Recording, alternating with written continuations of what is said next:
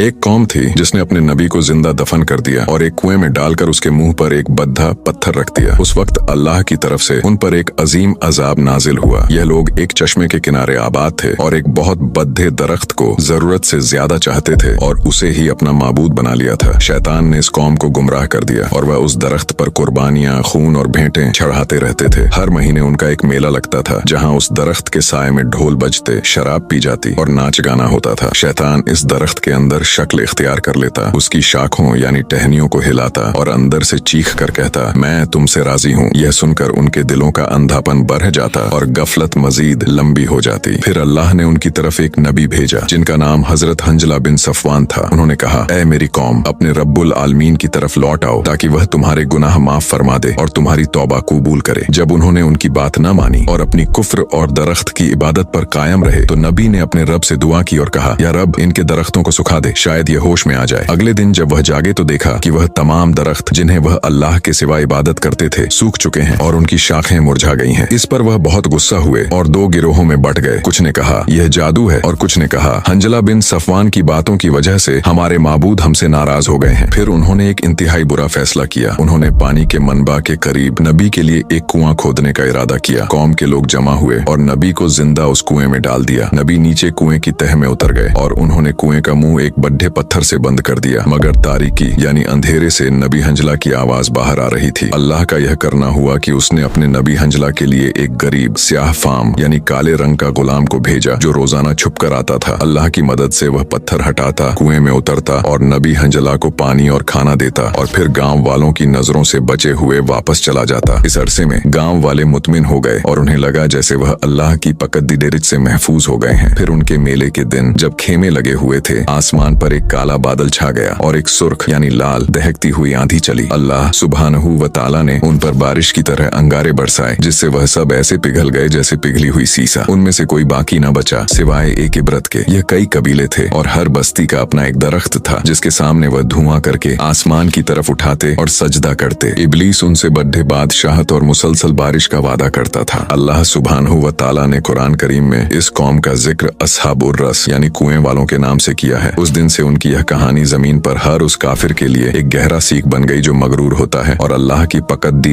से बेखौफ हो जाता है। या अल्लाह कमेंट में सुभान अल्लाहिल अज़ीम लिखो ताकि कयामत के दिन यह तुम्हारे लिए गवाही दे।